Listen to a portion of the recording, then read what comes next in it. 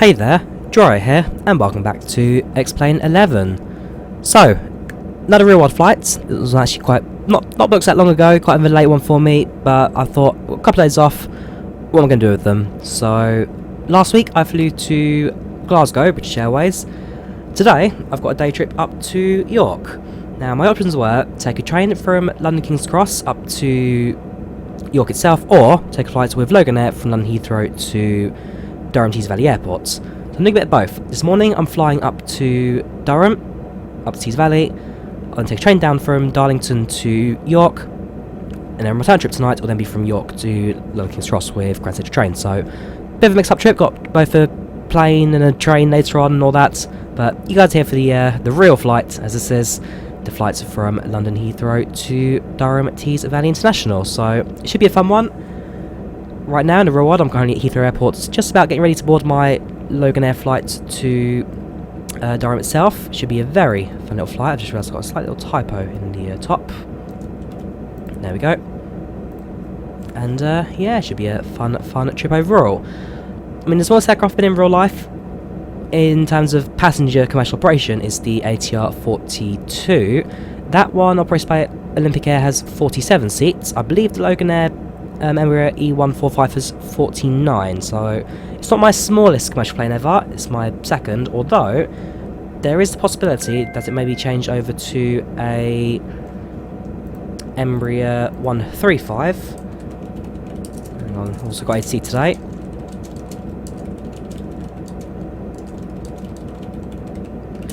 And, well, that one only has, I think it's like 36 seats, something like that, so even smaller still, you never know, I could have been a 3.5, I could be in a 4.5, but in terms of looking at preliminary and having the aircraft, we're doing this in the Embraer 145. Not perfect the aircraft, there's a few things I may do error-wise, but for the most part, it's not the most difficult plane in the world to get flying. Although the FMS does take a little bit of work, and that's something I'll be going through today on this flight. So, we jump in the cockpit, set the aircraft up, and prepare ourselves now for our trip to Durham. So first things first, let's activate the electrics. So you can set both battery switches to auto. There we go. The GPU is available, so that's already active. There's no PU yet, so we'll leave that off. We can turn it off if we need to. Avionics on and on. We'll make sure that all the air conditioning packs and everything sets to off, apart from the APB that is on. We'll sure to leave it on later. AP controls up above there, that's all fine, We're going to activate the navigation lights, and we'll also arm the emergency lights.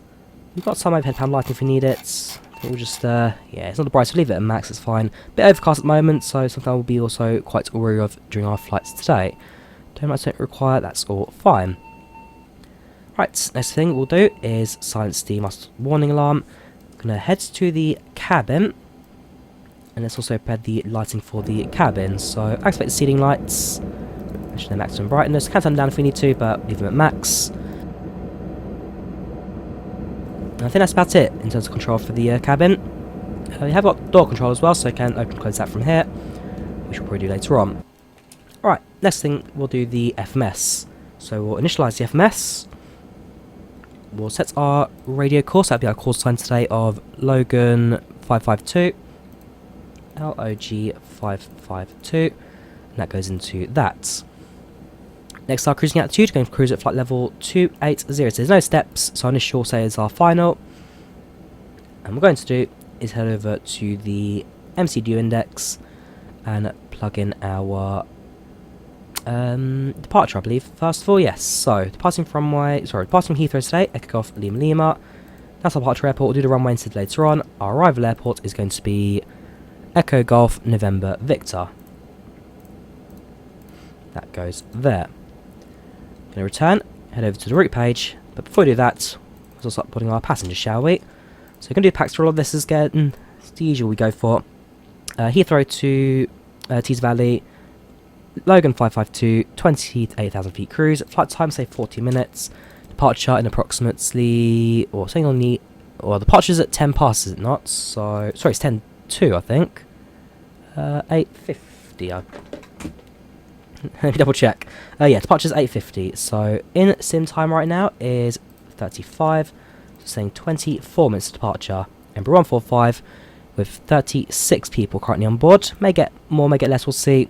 That'll be, well, figure out when the flight happens. No Wi-Fi, no entertainment, no boarding music. Have got a safety briefing for Loganair. We don't get snacks, we don't get meals. And with that, let's start the boarding process, shall we? So just small little aircraft this. Right, let's now plug in our route. So we're going to add our first waypoint, which is going to be Bravo Papa Kilo. That goes into the first nav ID. So Brickman's Park, that's set. So select that and confirm. No, not actually yet. Yeah, it's going to set our altitude first. So we're going to hit Brookman's at an altitude of, if I can go on the flight plan, if you get the aircraft, I mean it's a fun aircraft, the 145, it does take a little bit of learning, so we'll hit that at 10100, altitude there, save, perfect. So after that we then fly direct to Welling, so we're going to return, add a waypoint, Welling. Have you Welling Garden City? Select that. Our altitude at Welling is going to be, if I can find it, Welling is 195. 19500. Insert that and save. Next we fly the Tango 418. Tango 418. No we don't, sorry. Tango 420 to Akupa. So I'm going to go back to routes. Go to Airways. Tango 420 select to Akupa. Select. If we go back to the route edit, we're going to select that. And our altitude at Akupa is going to be 23700. And updates. Return back. Next airway, back on the Tango 420 to nope, sorry, return. Uniform Yankee 250 to Leicester.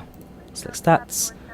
Again, back to the fix 26800. Updates and back.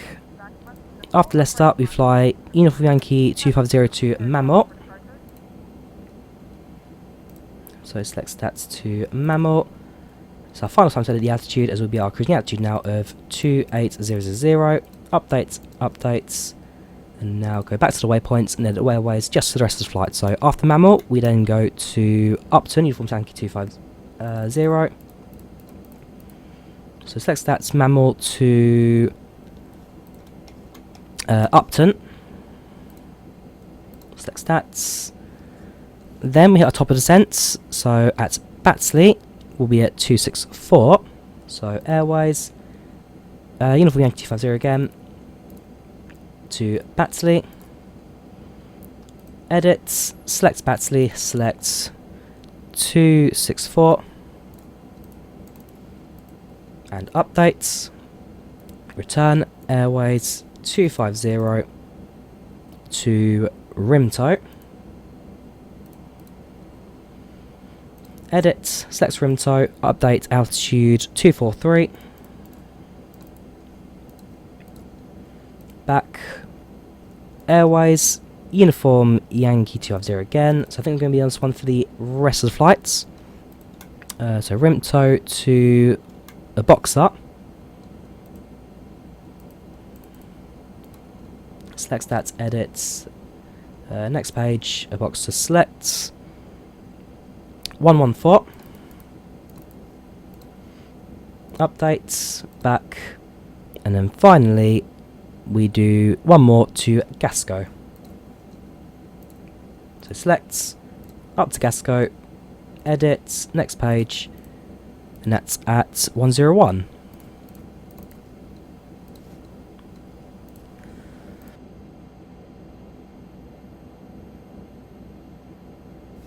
So done that, updates, going to return, going to return back to the MCD index, head over to the departure, on paper, it's runway 27 left, 27 right, sorry. So departure runway 27 right. And the SID, this is available. It will be the Bravo Papa Kilo 7 Foxtrot departure. So what I'll probably do is if I return to MCD index, edit SID, what I should be able to do is potentially update our departure. I think. Let me double check the chart. So, on departure we hit the Burnham 421 points.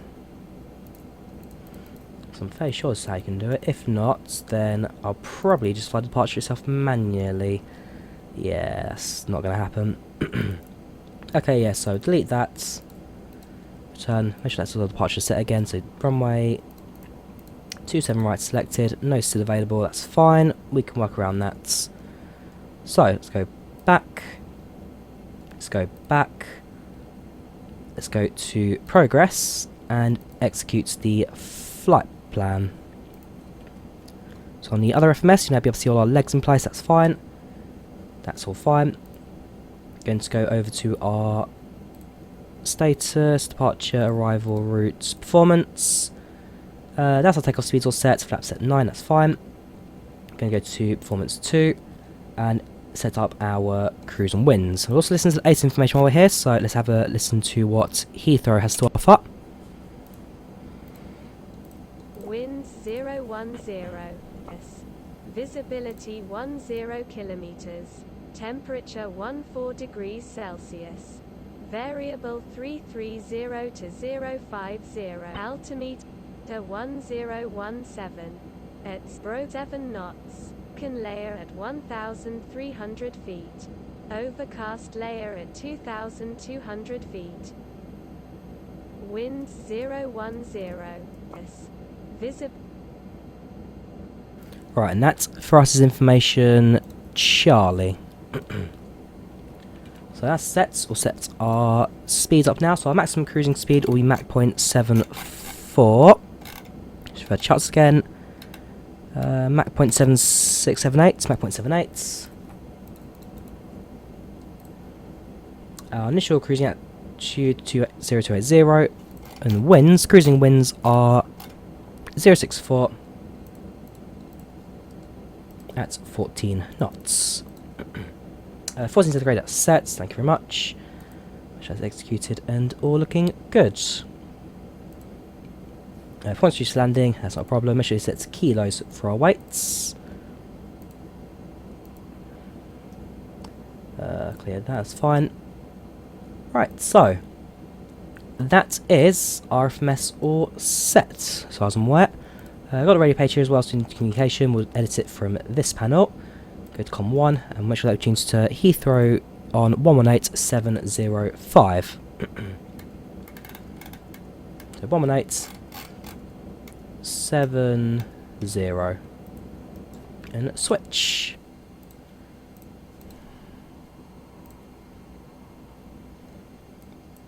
So we'll type E145 at stand 224. Hello there, Heathrow Tower. This is Logan 552, type E145 at stand 224, requesting IFR copy to Durham. We have information, Charlie.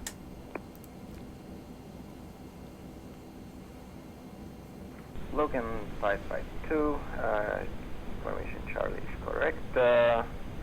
You're clear to your destination via the Brooklyn 7 Foxtrot, hopefully.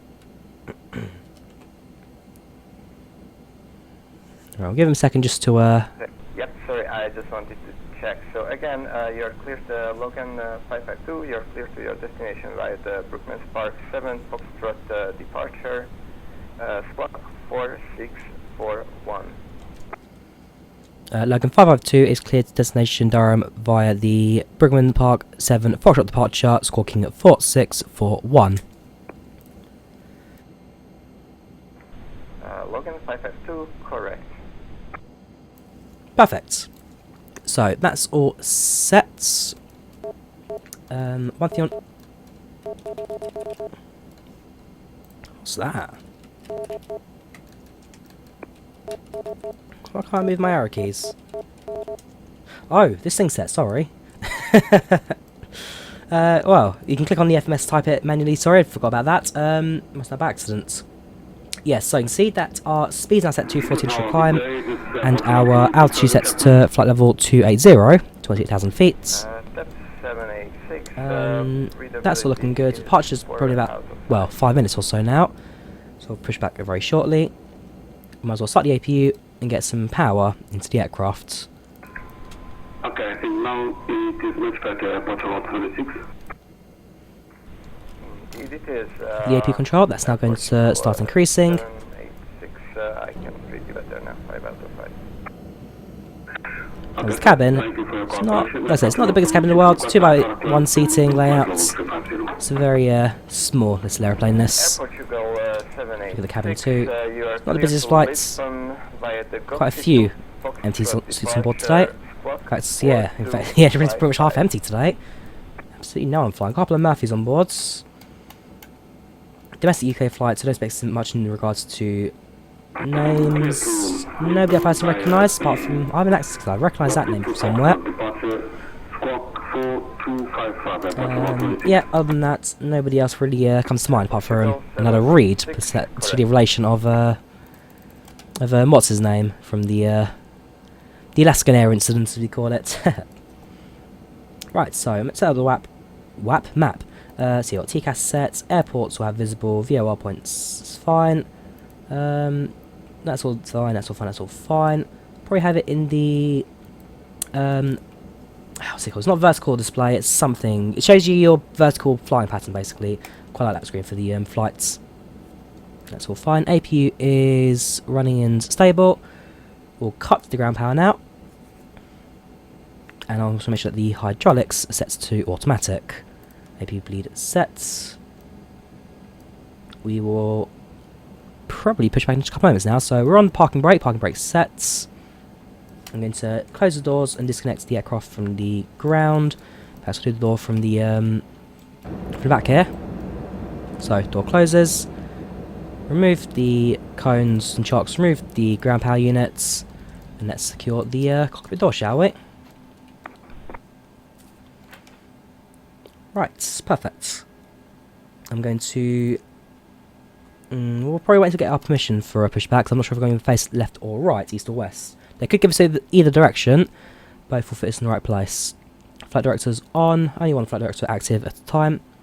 So I'm from the captain's side. Set the navigation to our FMS.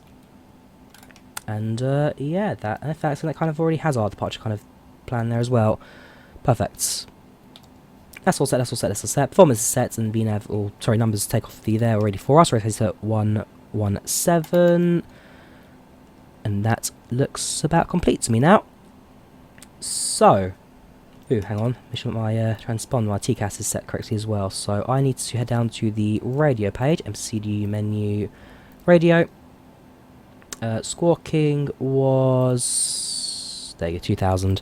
Squawking 4641. And as soon as you're on the runway, we'll activate the transponder, and the aircraft will be able to appear through that. Again, Loganair 552 is our call sign today. So, what we're now going to do is probably request our pushback now, as we're pretty much done from this next bit of flights. So again, stand 224.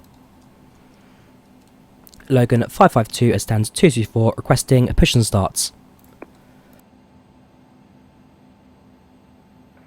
Logan 552, push and start approved. Base east.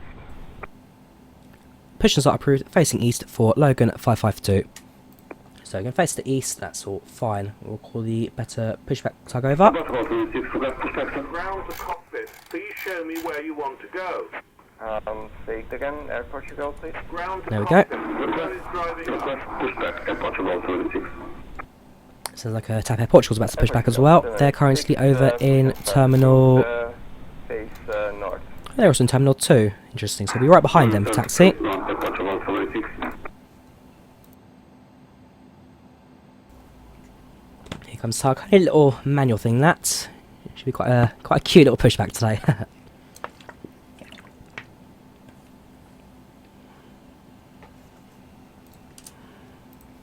Alright, here it comes. Planned departure in another 9 minutes or so, so doing pretty good for timing. Should be on time departure today.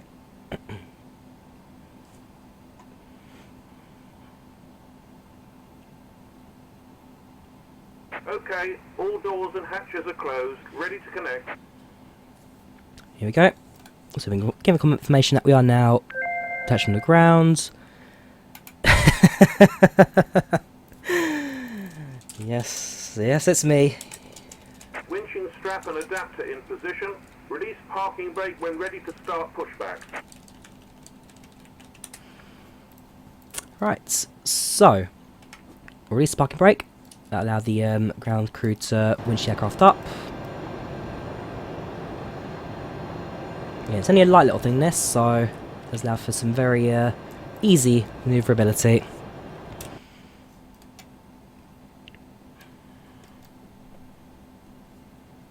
Starting pushback, and you may start engines. Perfect. So, engine 2 will pop over the door and selects the starts button.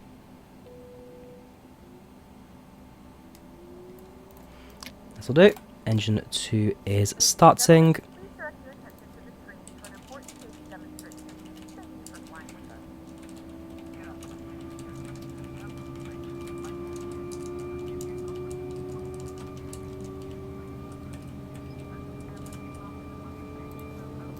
So you can hear in the background you've got the cabin crew doing their announcement now. I believe it's only a single cabin crew member who actually operates on these Loganair flights. Maybe two, but from what I've seen in the past, it's only a single member cabin crew who does all the work. Engine 2 active, engine 1 starts.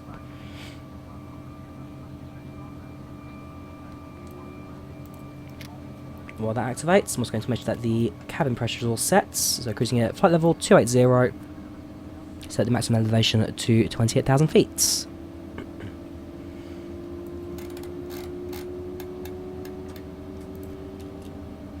Airport about 7676, request taxi from 27 flight, please. Airport Portugal 76, taxi to runway 7 right, holding point Pluto. By Both engines active and stable. then right, APU, level, well, then left, bleed set right, APU off, right, APU off. Operation complete. Holding point So the windshield lighting is set. Parking brake is set. Stand by.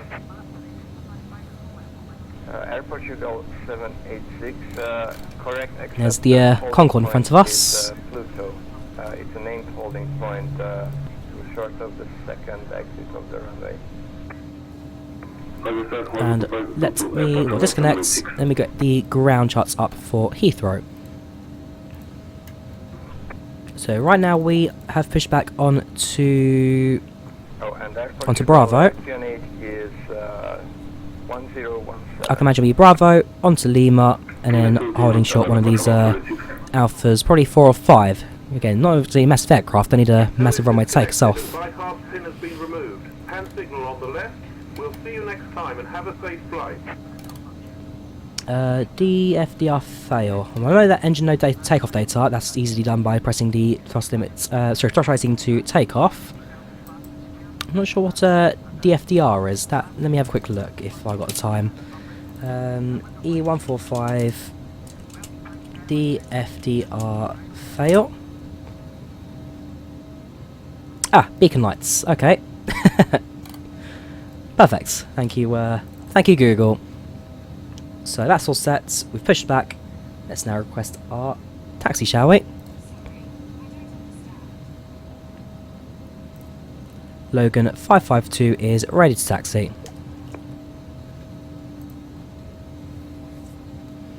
Logan 552, taxi to runway 27 right, holding point Saturn via Just a sec. Via Bravo, link 25 Alpha, QNH 1017. Logan at 552, taxi runway 27 right, holding at Saturn via Bravo, link 25 Alpha, QNH 1017. Right, we'll activate the taxi lights, raise parking brake, flaps down, and taxi.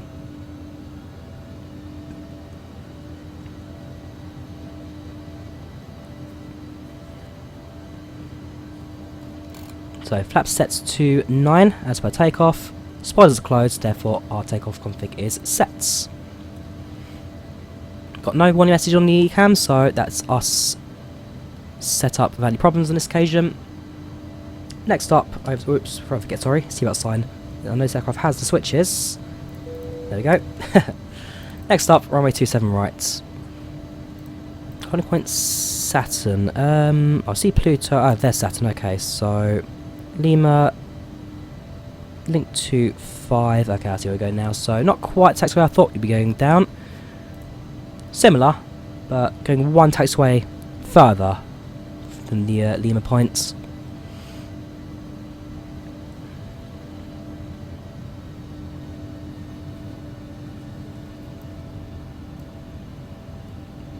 There's the Air Portugal. That's the TAP aircraft I listened to earlier.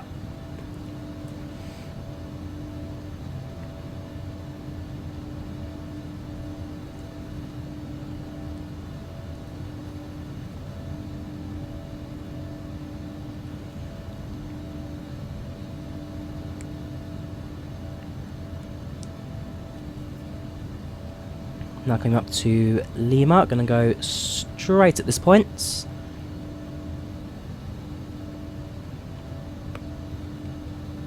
And curve rounds to the left.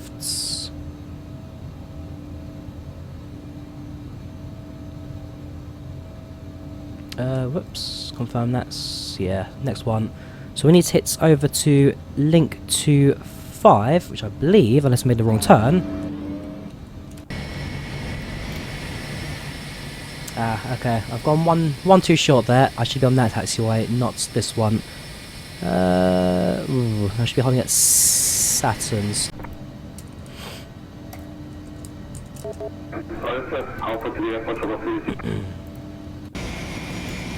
Yeah, so I'll probably do is I'll just carry down Lima, and if we just follow the Air Portugal instead.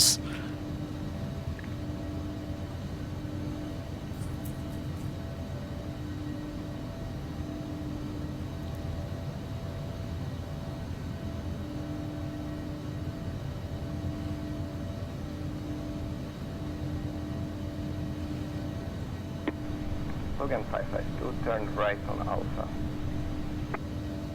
Right on Alpha for Logan 552. So I'm going to go car across Bravo, onto Alpha, make a right, and then yes, behind the Air Portugal. 786, line up and clear for takeoff, runway 27 right. Wind 340 at 5 knots. And up and take off runway 27 right, Air Portugal 76.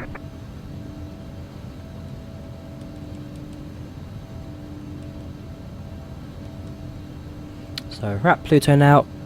We'll hold at Pluto.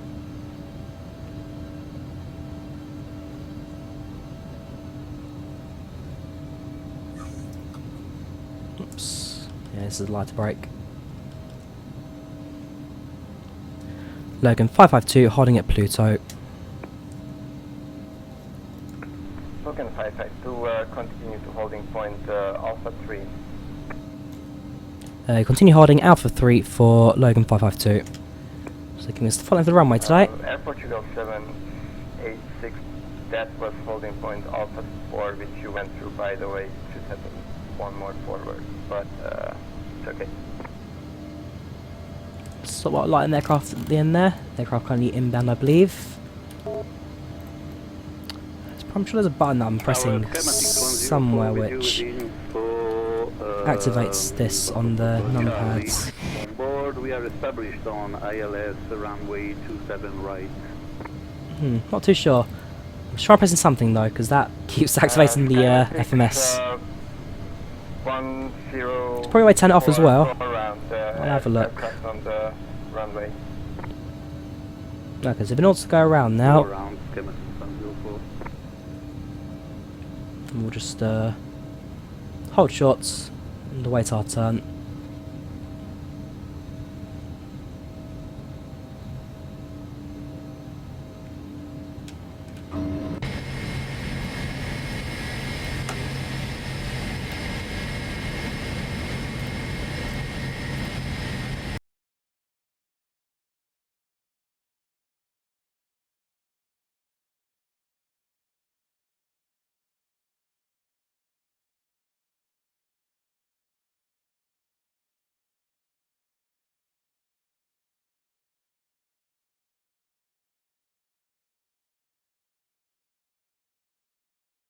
Line up behind the airport on runway, Logan 552.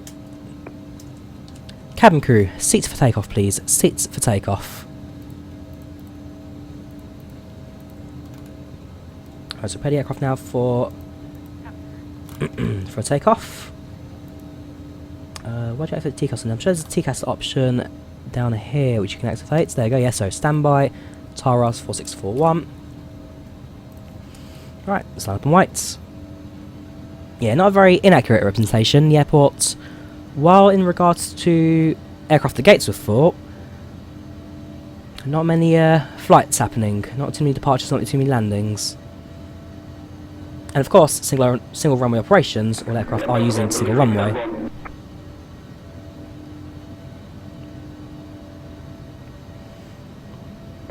Airport Hugo 786, switch to Unicom on 122.8, goodbye. 122.8, Airport 76, and thank you for your services and sorry for any disturbances, Airport 76.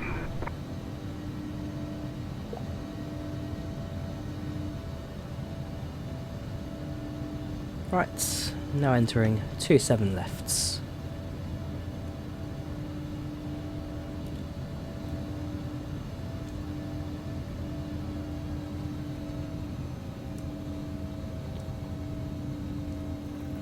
I'm going to hold position. Logan 552 holding at 27 rights.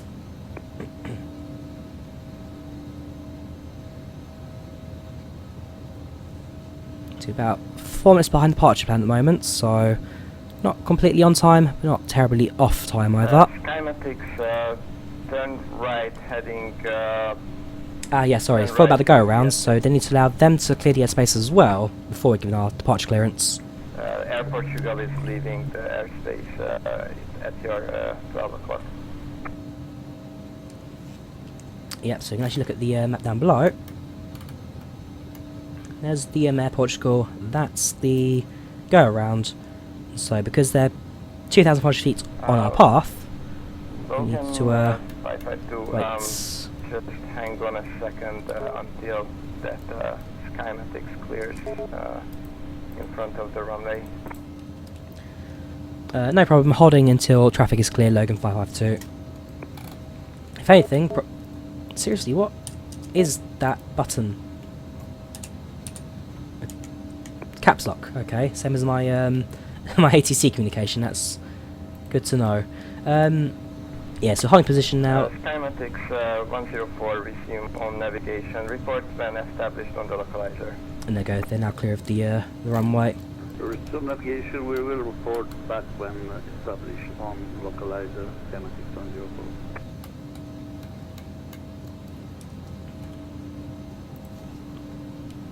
Right, almost there.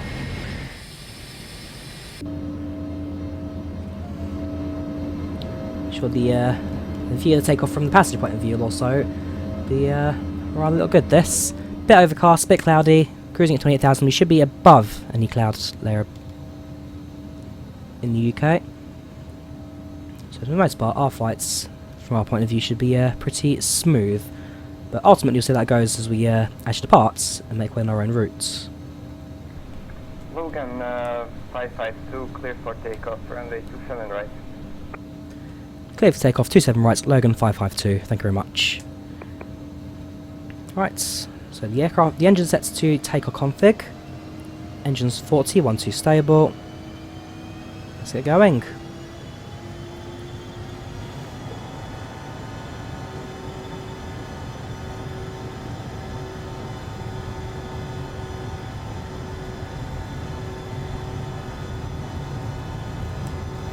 Knots.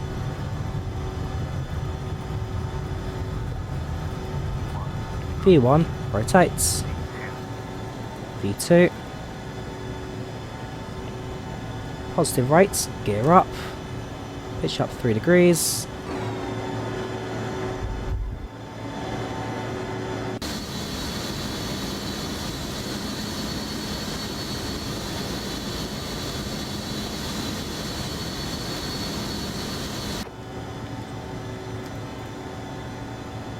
There you go, now clear the runway.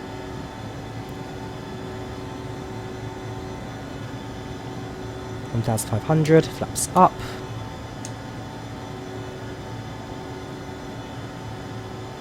Schematics 104, where are you going? Flight heading 090. Adjust our trim now. Reduce throttle. 090, schematics on 0. The aircraft going too fast as you activate the autopilot. So autopilot set, nav set, flight level climb sets. So the aircraft will now maintain our altitude, will now maintain our heading, and continue to climb at 240 knots. Got to remember that the aircraft doesn't have auto throttle. There'll be a lot of manual maintaining on my behalf.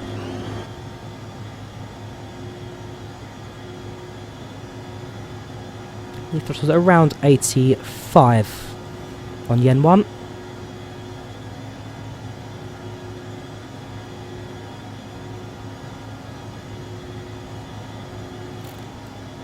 See our climb path now appearing on the VST display down below. So that'll continue up to about 28,000 feet, which we should hit at the waypoint Mammal, was it? Yeah, so two lesser in Mammal will hit the altitude of 280. Very shortly, I imagine we'll be sent over to Unicom as well, unless the controls online, which they're not. So we'll carry on as it is,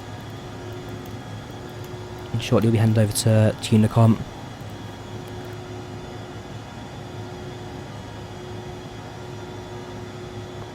Logan 552, you're leaving my airspace, frequency change approved, switch to Unicom on 122.8, goodbye. Unicom on 122.8 for Logan 552. Take care, thank you very much, and thank you for the service. Bye bye.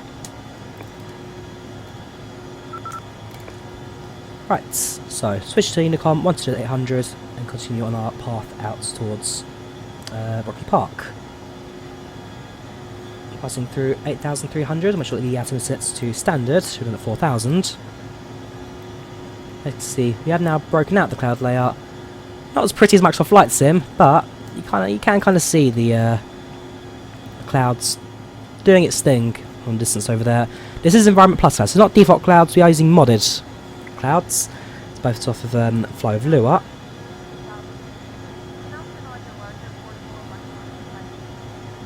It's a decent little setup, this. I do quite like it.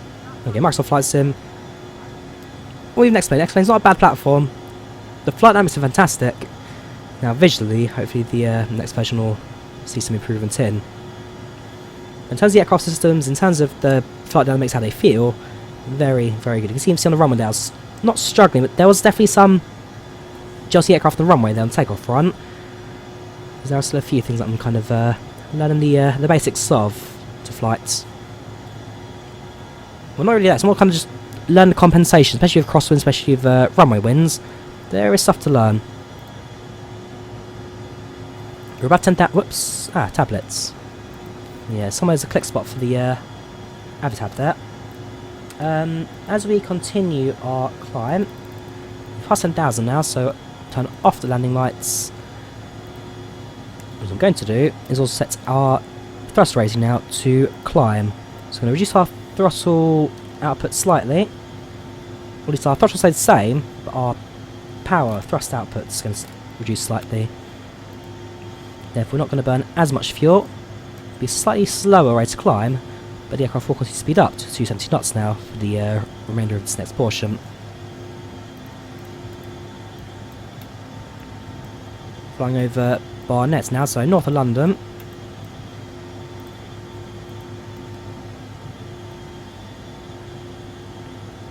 As soon as you hit the M25 as well, it means that will be well out of the capital. Sound bloody, it's going to be Elstree, is it not? In fact, yeah, directly overhead Elstree, Boreham Woods. So the airport is there. That's where I did my my first GA flying in the CTSW flight design.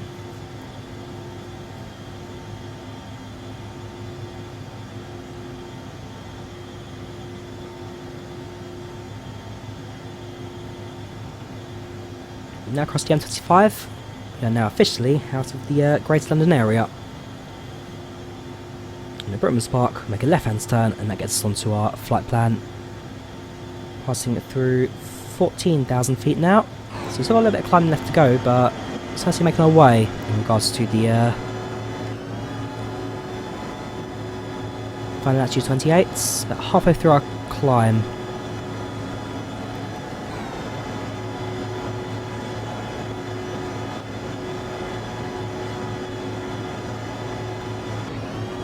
Got myself booked on seats 17A, by the way, so I'm at the back of the aircraft by the engine. You should get a good view of that on my flight. Same I did the 717 with Volanta when I flew them 2 years ago now. Booked the rear seats just so I could get a good view of that engine as we flew. The front of the aircraft would be completely quiet, but the rear, you hear the, well, you had the buzzsaw on the 717, this, it's kind of like more of a whine than the buzzsaw.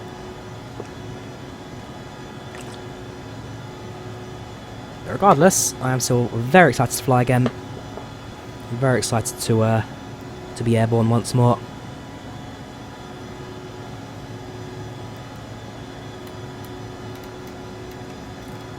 I hides the airport info on this. Outside of the VORs. So you can now see flight path heading towards Welling. That's our flight path up ahead. Make a right turn towards the arrival. And we might as well plug in the runway 005 as I've got on flight plan. Yes, so I expected to land on runway 05. There's no star, it'll be a direct approach to Golden Victor. You can see 187 miles left to go. ETA 0853 Zulu, so 9:53, which is pretty good because our real life arrival time. Landing expected at 10:05, so we're about 12 minutes early at the moment. So arrival, Echo Alpha Victor, selects runway 05. There's no star, no there's any approach procedures either, apart from the ILS-05 to select stats. Okay. Probably go for... Look at the approach charts for Echo Alpha Victor. Approach ILS-23... Sorry, 515. So if we make our approach down the...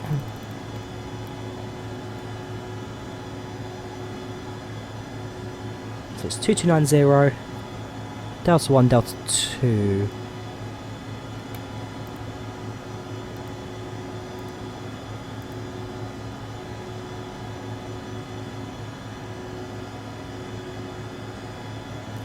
Probably going to be that top one then.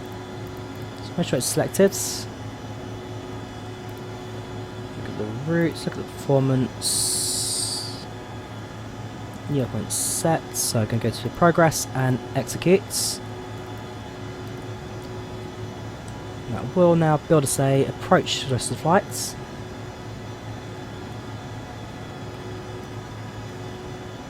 Somewhere you can select the plan, there you go, plan modes. So zoom in, go to the step button. So approach, just want to have a quick look at. Oh, that's spot on.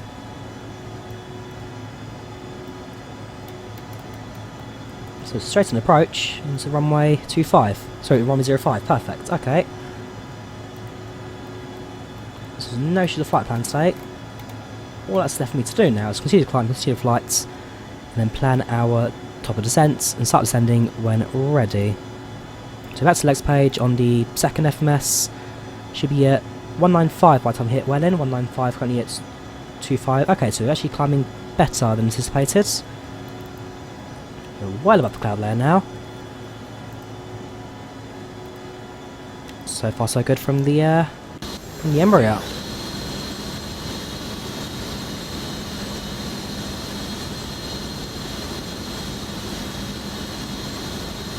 Let's turn off the seatbelt sign now.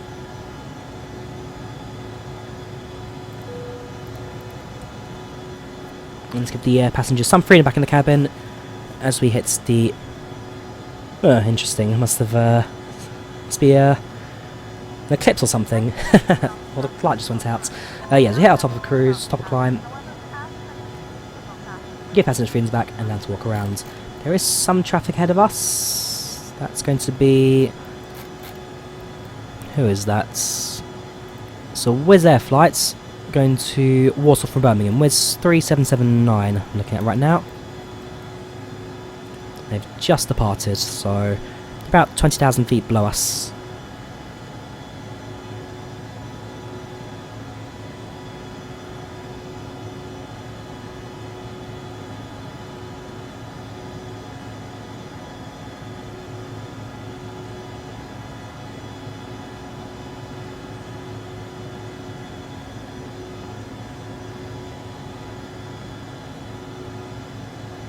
So our ETA at the moment is currently set to 25 minutes. 25 minutes time to ground.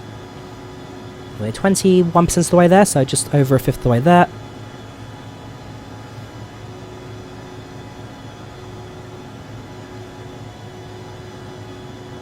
The aircraft's performing perfect at the moment. In terms of the seat I'm actually sitting on, it's not the back seats, but it's the row just in front. And unfortunately, these guys put a window shutter in front, so I can sit either here. In here, I get the engine. At the back, you only see engine.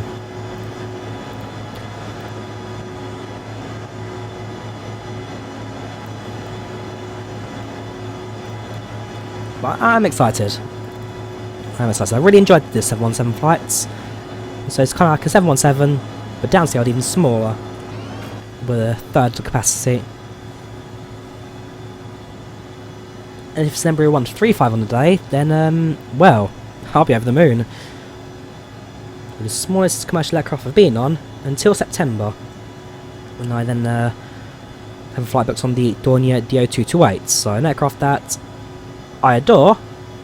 I've had the old Carinado model for FSXP3D a long time, and finally the opportunity to fly it in real life, which I'm very excited for.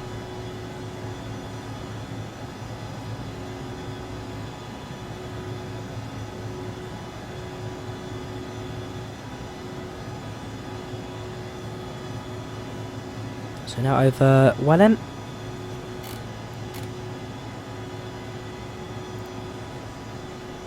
Going to fly on the outskirts of Birmingham now. So we've got Northampton on our south, Wellingborough on our east, Daventry Rugby on our west. Whoops. Speed, sorry. I'm hitting throttle. Set our power now to cruise, so cruise thrust rating. And set our throttle to the thrust set take off, or thrust set cruise about there. There we go, quick maintain of our cruising speed. We'll go a little bit higher actually than that. Try about around Mach 0.74, it's a bit less.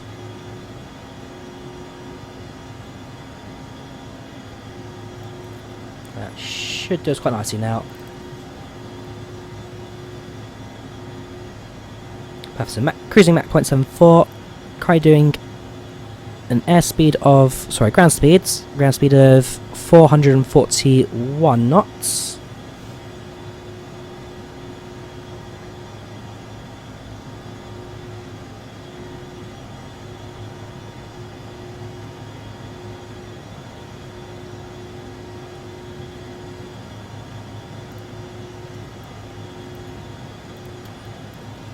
Left, the Wizz Air is now passing through 10,000, so he should be visible to us.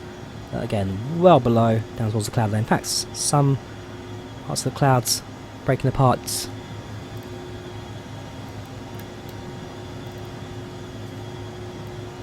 Just check my scenery 2 seconds actually. Everything's in the correct order, yes, that's fine.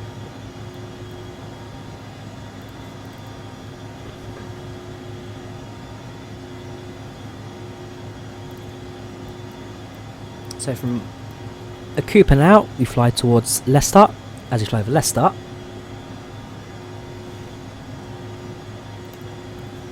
top of the descent actually is right about now. So we're going to set the altitude to an intercept of contract 1,700. So we're going to reduce our altitude to 1,700. Set that there.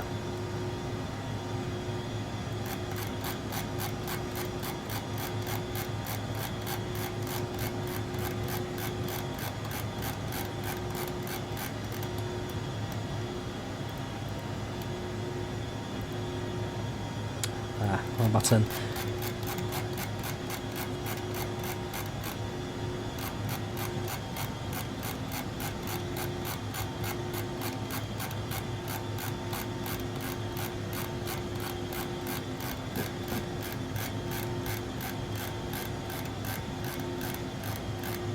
Nearly there. There we go. 1,700.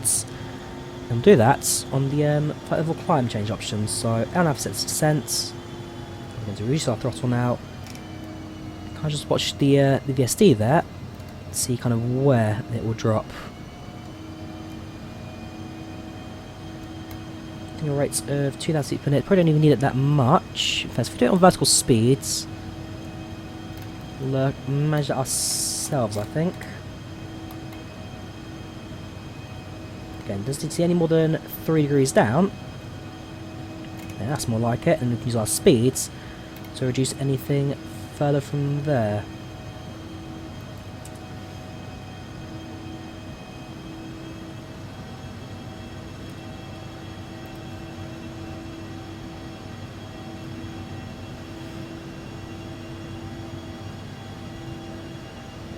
So we can hold it around Mach 0.78, sorry, Mach 0.68.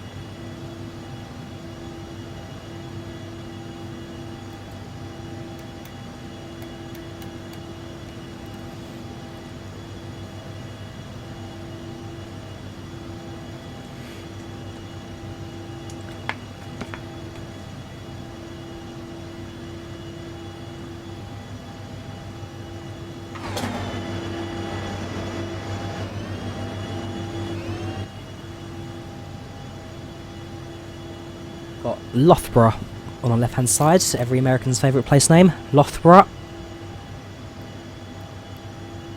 It's the most complicated place, that's for sure. And then we've also got Derby on our left. Derby, Nottingham up ahead. The airport itself, Hull, Lincoln, a bit further north there's York, Stockton, Middlesbrough. And there's Stockton-on-Tees. Find the railway line. Out of Darlington, which is there. The airport's located just here.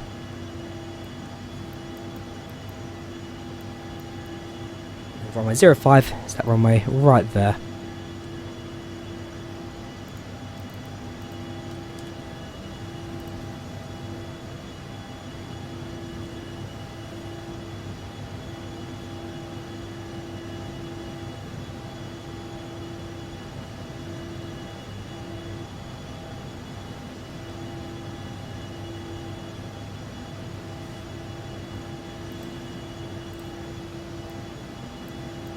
I'm going to fly directly overhead of Nottingham.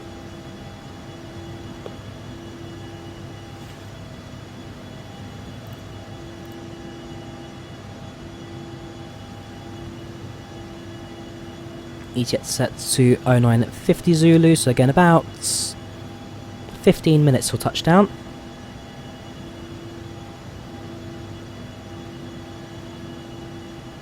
Interestingly, PACX is still showing the flight phase as cruise. Hasn't even detected our top percent yet. Which I'll pick up in just a moment or two. But again, it is such a shallow descent rate we're doing right now. I'm not surprised it gets picked up by every little aspect.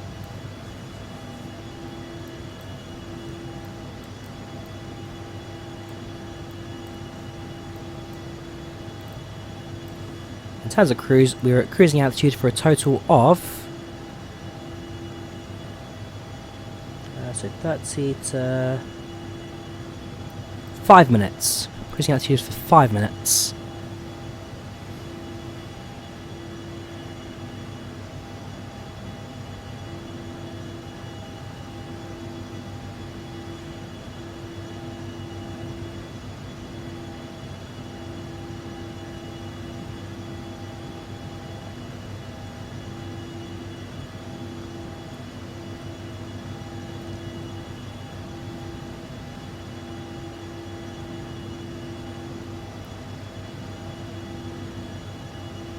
So once I get to Teesside Valley Airport, what I'll probably do is, well, there's a bus service I can catch, the 12 bus to Darlington, or I'll grab a taxi and go down to the city centre. I have about 2 hours, while I then catch a train to York, go to the York National Rail Museum, as I've never been there before, I've always wanted to go.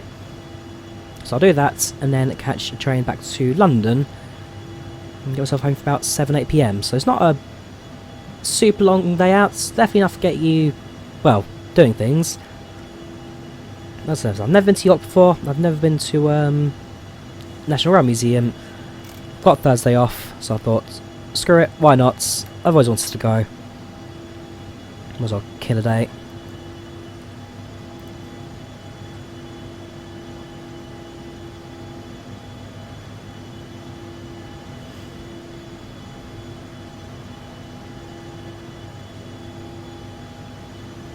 Expected arrival showing at 11 minutes down below. We did have a slight late departure, so I can imagine that's slightly affected arrival time as well. Not by much, but again, something to just kind of be wary about for our respective passengers when we arrive.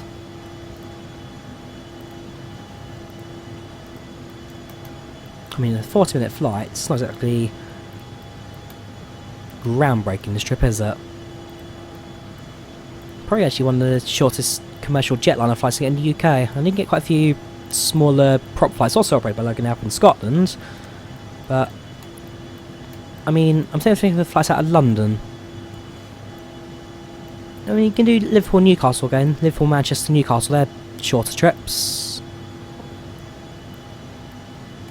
I'd love to try to do with the London Liverpool flight at some point. That's going to be tiny. You can do London to, or at least you used to be able to do London to Cornwall as well, London to Newquay, but I think that one went with Flybe when they closed down. Cardiff as well. Maybe there was a Cardiff flight as well, but there aren't many flights shorter than this, that's for sure.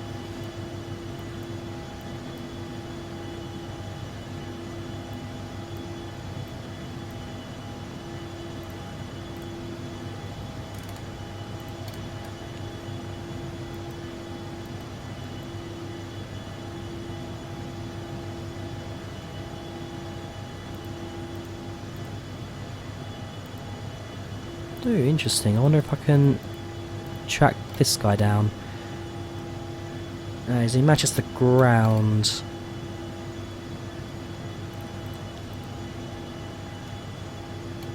What's his Twitch username? I'm going to try to see if I can try and drag a guy into to Durham for us.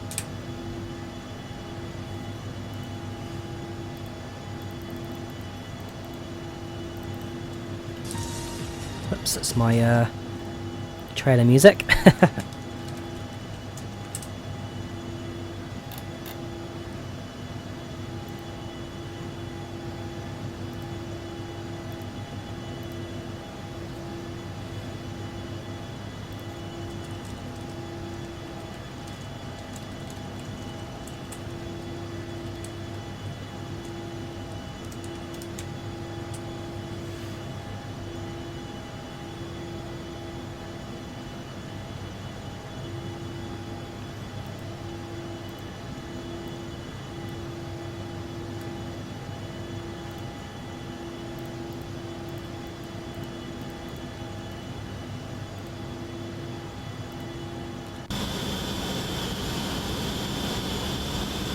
The weather too. The weather above the clouds have been absolutely sublime. Okay, there will be that slight bit of low visibility as we do cross the cloud area again, but other than that, don't think I can wish for any better flying conditions today. In fact, let's have a look at the meter for Oval Airport. Echo Golf November Victor.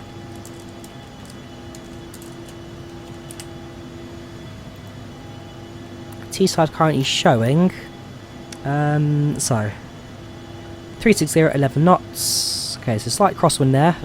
You have to fight that. Plus visibility, broken clouds at 1,200, 12 centigrade, 2.10, connection 1018. I might as well set the altimeter. Well, we'll do it in a little bit, but we'll see how that goes.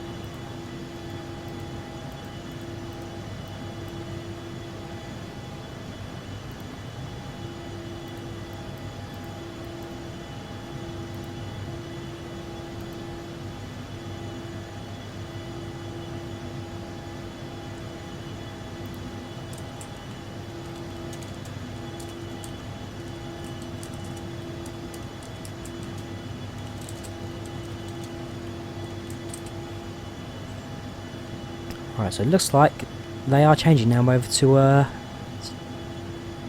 Tees Valley, which is pretty good.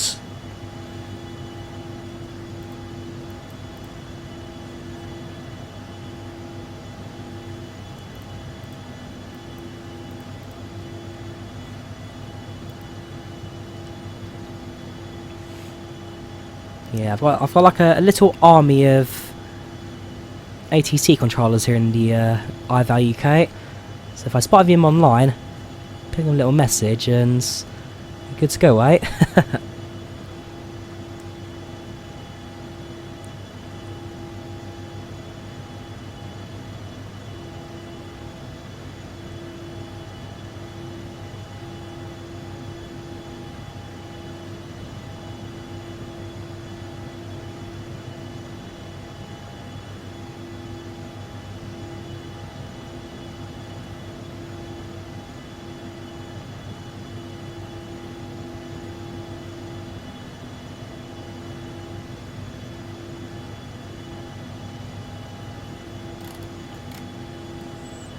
I'm going to reduce our speed now because I realise we're a little bit higher than we need to be. That's a lot higher.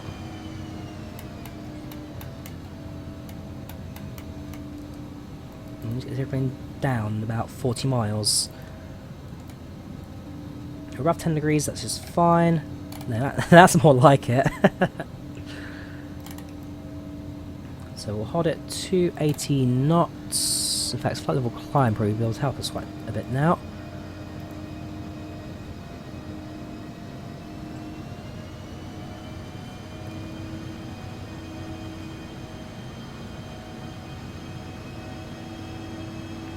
That should be alright now. That's the approach, switch over to nav modes, and then approach is there. Yeah, perfect.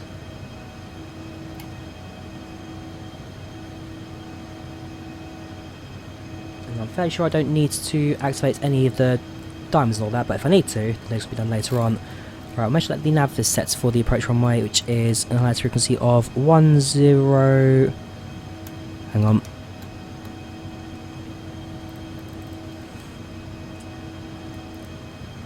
So the VOR is 108.5. The ILS frequency.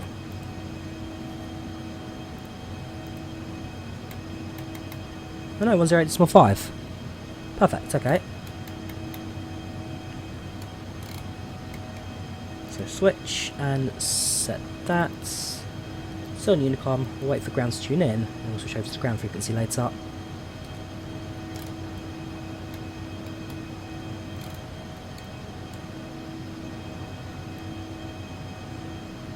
So at Gasco, we should hit an intercept that will be very close to that 1,500 marker. Good terrain, got to be very wary of this terrain down below. It's definitely something I need to know of. 290, that'll be the runway itself, so yeah, we're doing alright. So far, progress is good.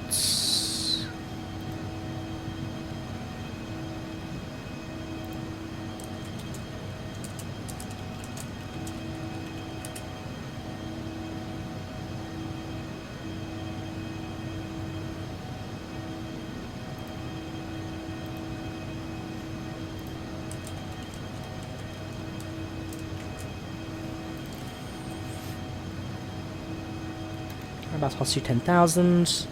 Landing lights on. And seatbelt sign also, bring those back on.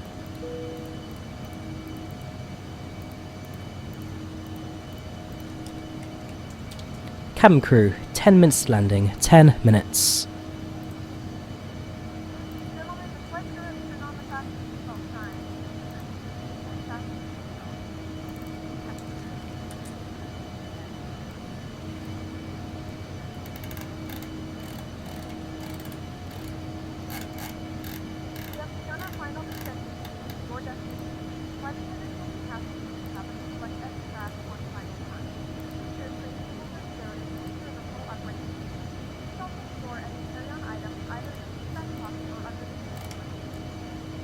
So, below 10,000, we're just about to hit that 250 mark, which is fine. My descent rate needs to increase a little more, I think. Yeah. We're doing 1,000, holding.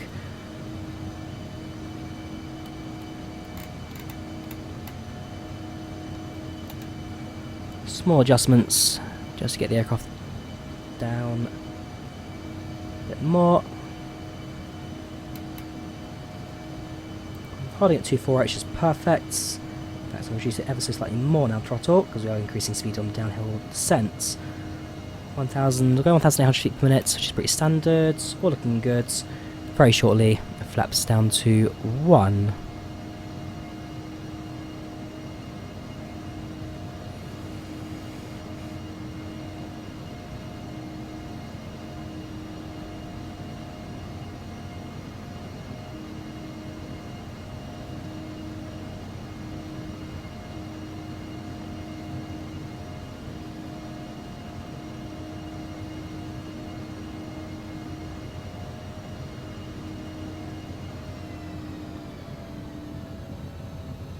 That red marker there.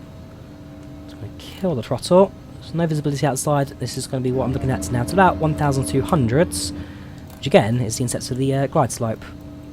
So you've got to be very, again, wary of that.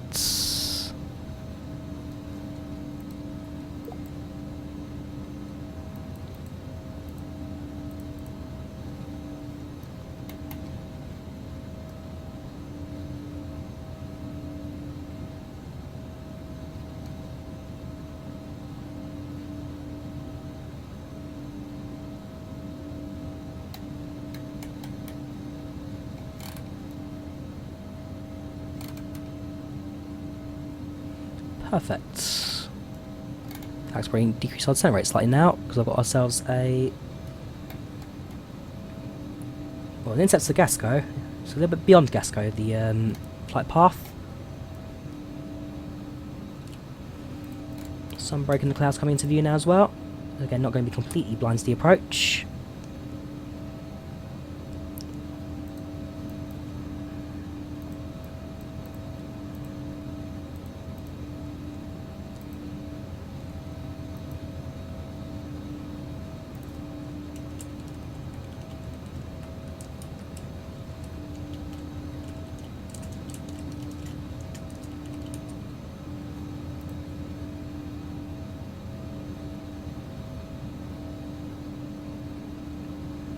Flaps down into 9.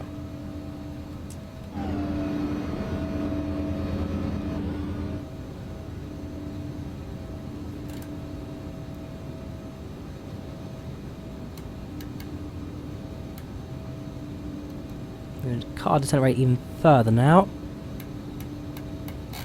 1,000 feet per minute.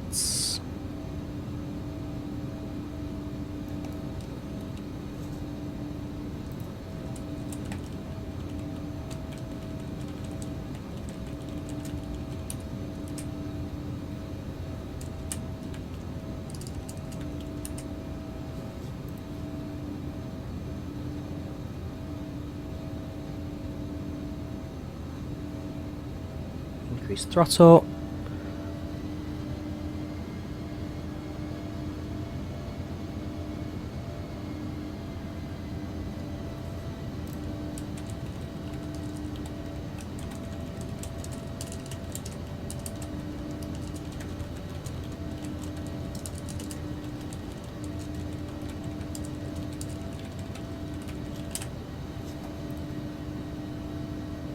So right hand turn. And that gets us onto the runway heading at Teesside Valley. We're almost there. Breaking the clouds now, we're almost there.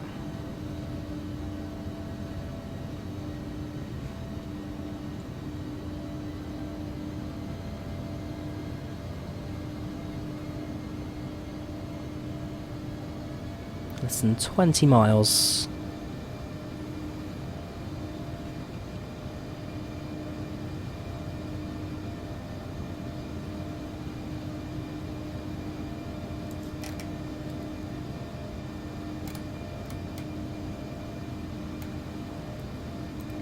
On the nav page, you can see we're centred on the approach path, but below the glide slope, so cut the descent rates now to about 200 feet per minute.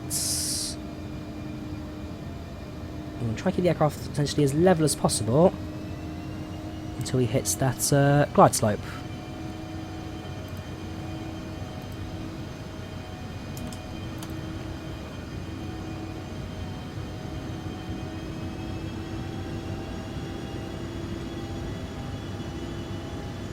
Again, just lowering flaps down to 22. And adjusting throttle. Try maybe 170 for the next little bits.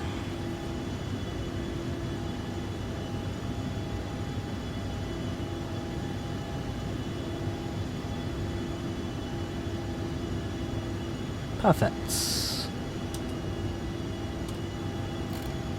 So we're at a safe operating altitude. Oh, no, yeah, I didn't I? 1017. 1018, sorry. There you go. Safe operating altitude. We'll wait for the glide slope marker to drop. That is the intercept. Then that's our approach into the airport sorted. Nearly there.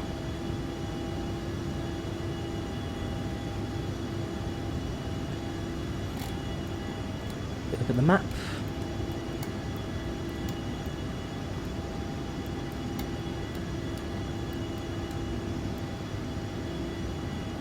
There's the airport. So again, we're visible on the map. Tiny bit more flying to go. Not much more.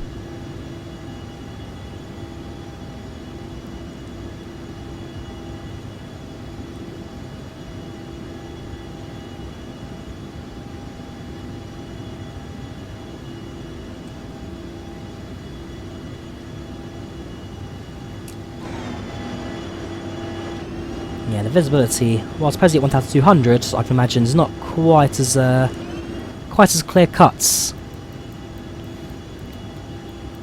as it may have originally been.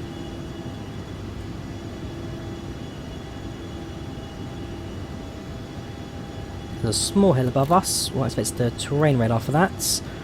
But as you can see, we're still in the green. We're not going to cross any hills or mountains in front of us. We've got plenty of distance between me and the ground. 10 miles to go.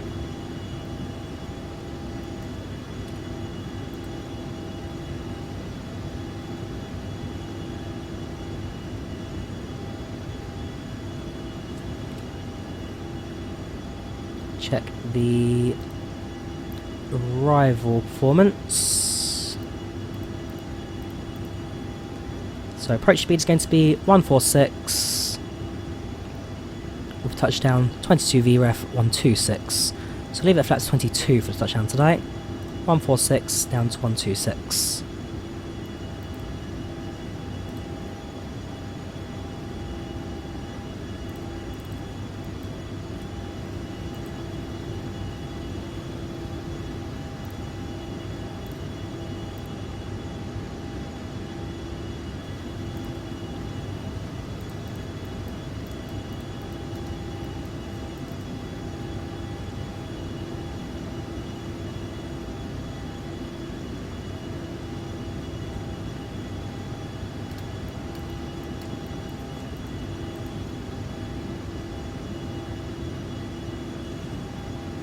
Very shortly we'll be down to glide slope range.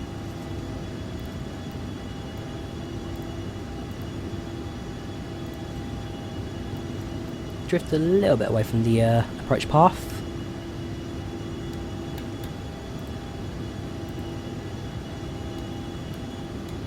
Just gonna make a small adjustment for that.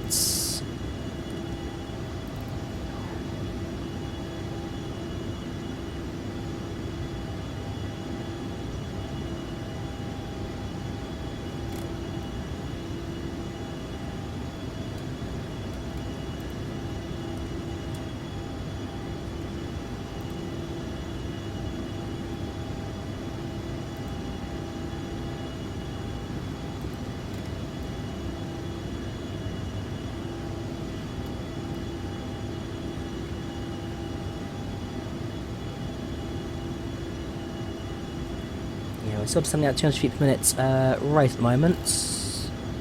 Airport's very shortly will be in sight. There you go, runway's in sight.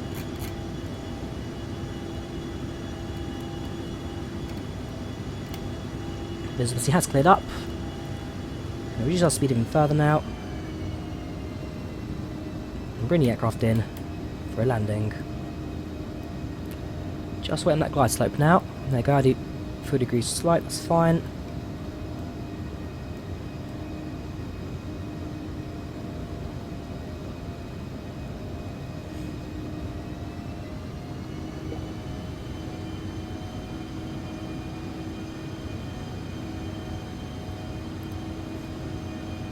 So we reduce to our minimum approach speed now.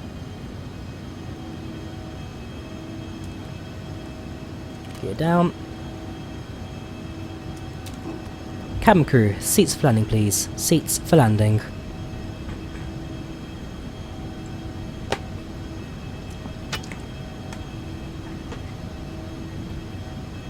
Right, approach mode sets.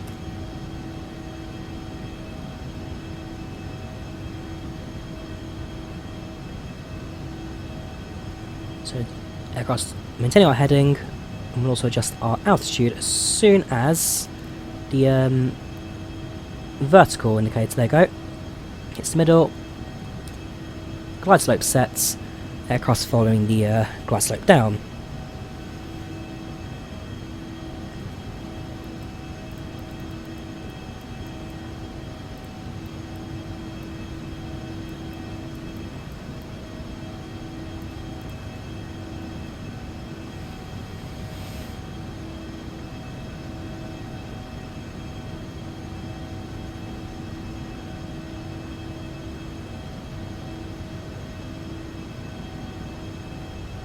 Tiny bit more throttle, as the drag from the gear has FSD opening down a tiny bit.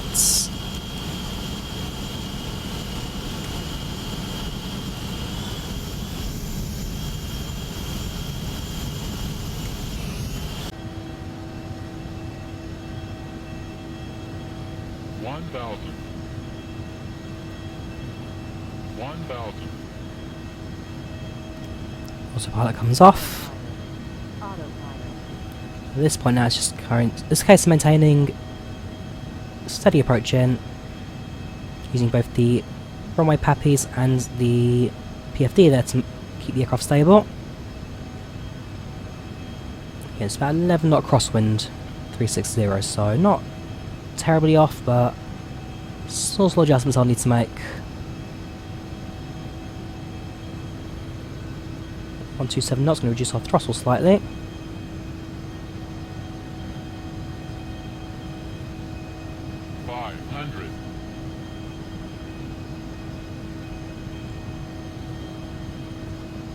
So far so good. You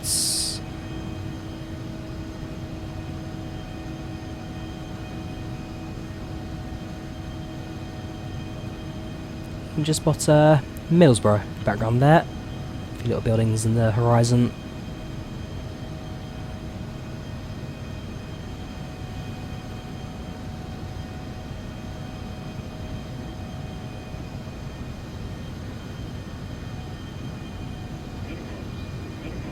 Continue. 150. All throttles. 10. And touchdown. Reverse sets.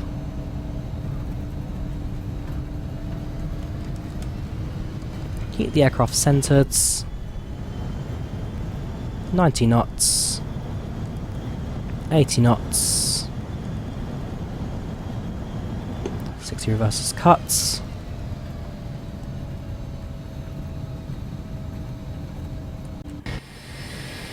And there you have it.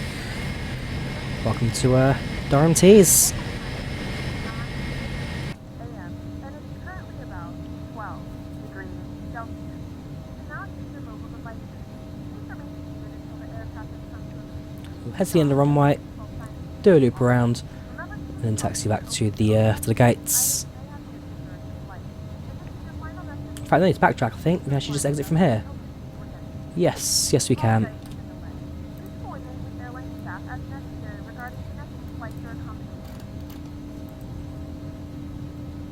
So we're going to taxi down Alpha now.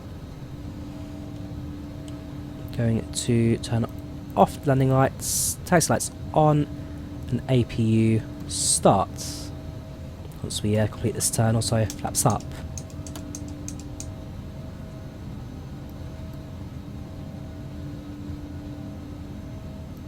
There we go, it's a very sensitive aircraft on the ground control this. Right, AP starting.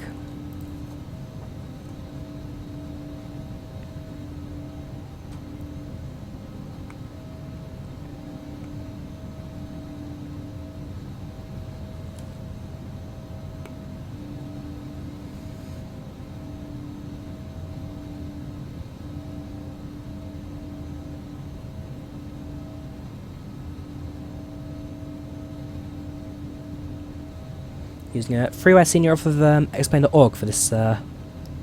Also, by the way, there's Aerosoft Heathrow at the other end, so we have Aerosoft Heathrow for departure, and a freeware flights, sorry, not flights 2, so explain.org scenery for the arrival. Not a bad little one. You've got quite a few little details, a few hangars and all that, a few private jets on the left, and of course our tiny little Embraer 135, 145 even, taxiing down the main alpha. There's 5 gates here to park at. 1, 2, 3, 4 and 5. Kill the flight directors. That's about it really, everything else is gone. Also come off the terrain radar.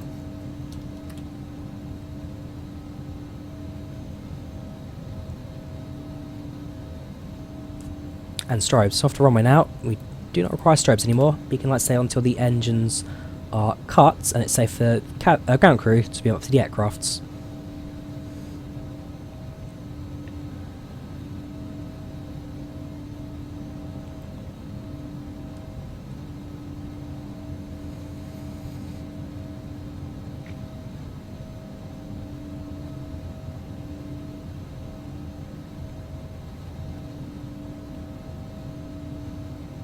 There we are, there's the main passenger terminal.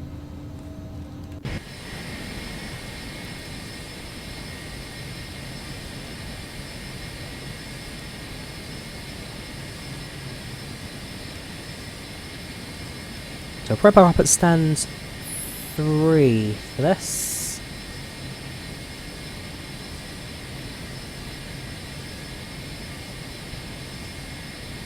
Yeah, park up at stands 3.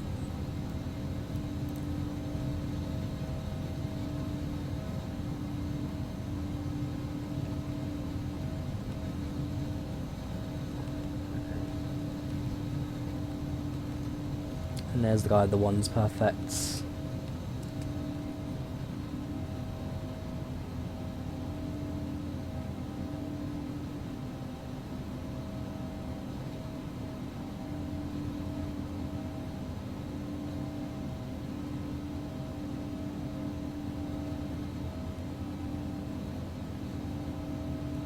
Cut. Parking brake sets. And, well, engines off. APU generator should be available now. APU is set. Yes, APU is set, that's fine. Engines cut, called taxi lights. Watch the N2, there you go. N2 drops below 20. beacon lights off, and we'll allow the ground crew now to move up to the aircrafts. So ground ops, secure the aircrafts, stick a ground power generator there, and also open the door for our passengers to spot the aircrafts. Leave nav lights on, APU is available so we'll leave that on, APU comes off, and make sure that everything is set as required. There we go. Ladies and gentlemen, welcome to Durham Teesside Valley International Airport. The flight time today was around 1 hour, and the local temperature outside is about 13 degrees centigrade. We thank you for choosing Loganair, Scotland's airline, to your flight today, and we hope to see you again in the very near future. Cabin crew, disarm doors and cross-check please.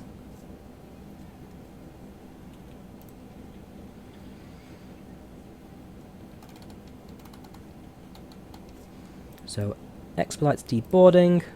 Whoops, nope, that'll just be a general public address. Open the door. Let's go greet our passengers. But yeah, not a bad trip overall that.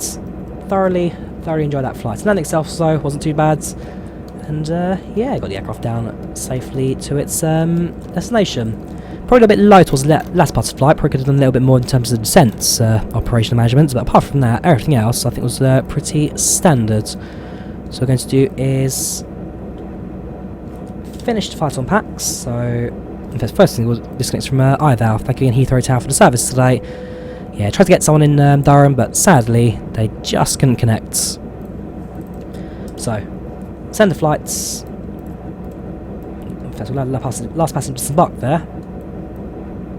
Perfect. So now we can end. So, LM522 145 London to Durham Tees. Flight time 45 minutes. Planned departures 7:09. We arrived at departed at 9:14. Planned arrival 9:47. Arrived at 9:59. 36 passengers, 8 satisfaction. Landing rate 124. With box time 1 hour and 5 minutes. Soft landing. Unexpected arrival delay, which are given us a drink, and that's all standard stuff there. Right. So all that's left for us now to do is pop over to the landing replay, and let's see how the so drag it up. Well, join the aircraft first of all, drag it to the final approach. Go left hand side first, so this is kind of the view that I'll be seeing when I make my landing here shortly.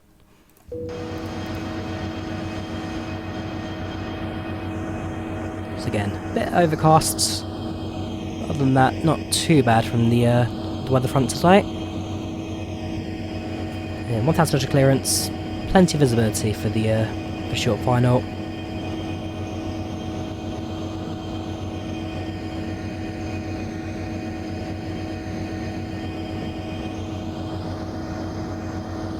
And so while I do have the ORBX England South filtration south of the UK, up north I don't have the GB North pack or Scotland pack, so I am just using standard ortho tiles for this.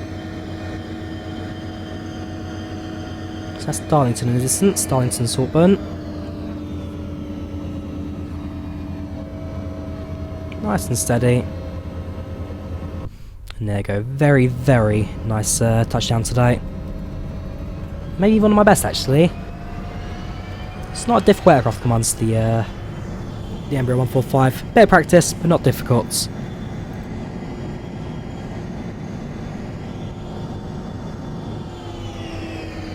Having the rear mounted engines too does actually help with the ground effect as well. One thing worth pointing out. Right, let's get ourselves back for another final approach. Take it from the right hand side this time.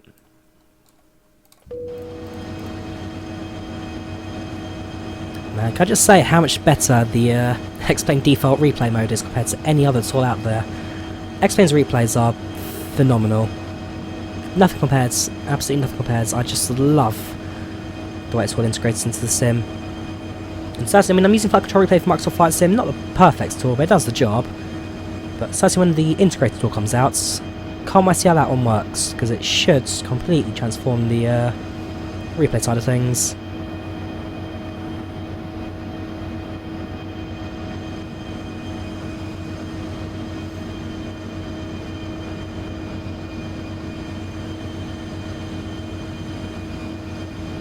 There you go, the perimeter fence.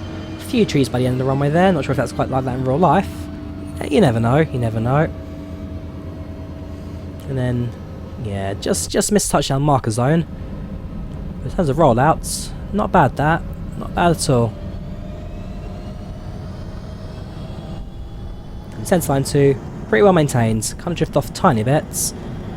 Nothing that a bit of rudder control can't assist with.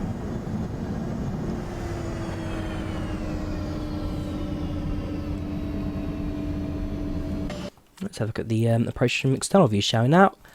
Go for the classic kind of in front of the aircraft, below the nose.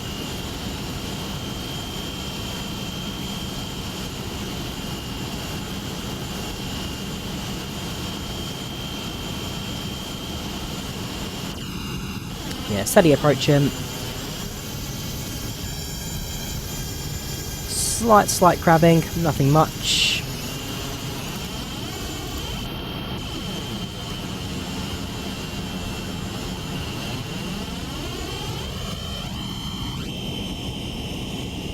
I mean, I just love the shape of the E145. It's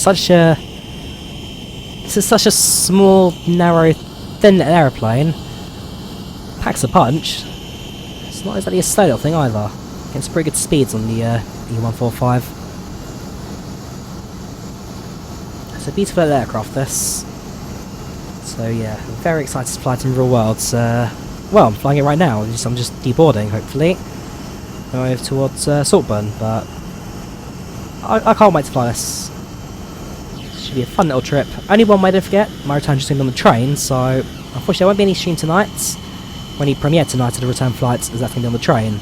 I don't know. Is it worth recording a train simulator run through York to London? We'll see. If there even know London to York route, I'm not too sure. There we go, over the runway. Just want to run out the throttles and just let it gently kiss the ground. Ooh, and I do like the suspension effects as well on the rear gear there. I'll try to get a good view of that. Very nicely done from X-Crafts. Very nicely done indeed. If we stick it on the end of the runway there, let's try and do...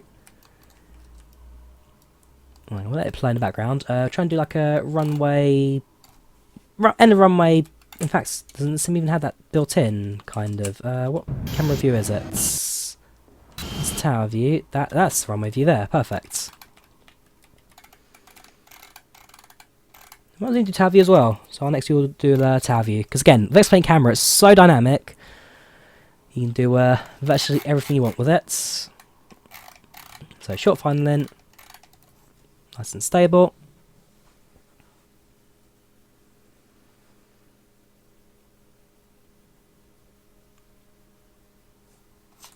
Putting a bit too far actually, to be fair. The aircraft's coming, there we go. I mean, pass satisfaction 88%, that's probably down to the, what's it called? The delay on departure and arrival. If you weren't delayed, I think the satisfaction would probably be up to the 90s, even 100% today. Okay, apart from the fact there's no cabin service, no food, maybe do a few points on that.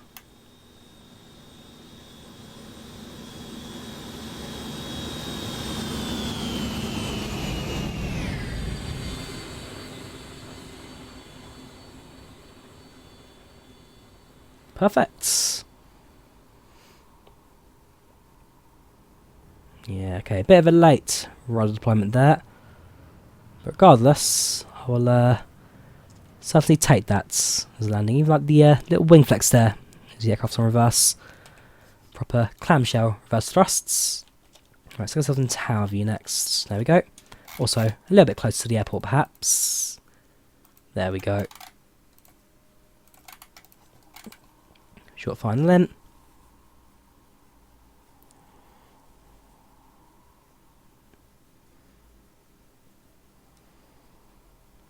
Just a moment, we'll start the flare. There we go. And just gently glide the aircraft down onto the runway. Beautiful. Absolutely beautiful.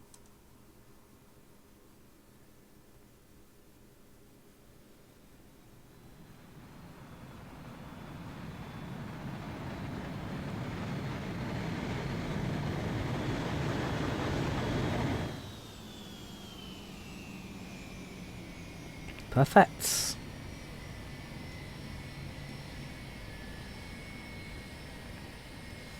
And so, like I say, that now brings us to the end of this flight. So we're on the ground now, we're on ground power, aircraft's boarding, disembarking. Okay, we're open doors again. So that was open, that's set, that was set. Yeah, so we're on the ground, aircraft's deboarded, and we're now on our way towards the terminal. Like I say, so I'm now going to head over to Darlington, so I'm Darlington, catch the train to York. So I'm going to cross-country train to York, that'll be on the HST, which I'm also very excited for. I've never really been on the HST as much. I mean, I've done one joyride between London, Paddington and Reading, but that for me is the only memory I've got of riding a HST train, so I mean, I could have ridden one again. I don't know if it was a Voyager or a HST when I went from Luton Airport Parkway to St Pancras, returning back from Greece. I can't remember what train that was. Could have been a East Midlands HST, but I think it may have been a Voyager. But I've definitely got HST on this trip with cross-country, so cross-country from Darlington to York. Spend a couple of hours in the Rail Museum, potentially outside as well, we'll see. And then catch a Grand Central train back to King's Ross, sorry, it's King's Ross. So again, Grand Central, never been on them before, riding on an Atlante, which is a train I've definitely not ridden on before, so a couple of firsts today. Otherwise, yeah. Thank you for watching, hope you guys enjoyed this little real-world flight creation. I don't know if I'll get another one in between now and September, we'll see how things go. But like, this was one of the flights I bought last minute. I saw the price, I was like, okay, you know what, I'll take the flight one way, I'll take during return, because why not? So, thank you for watching, take care of yourselves, and I'll see you all in the very near future. Have a good one, and bye-bye.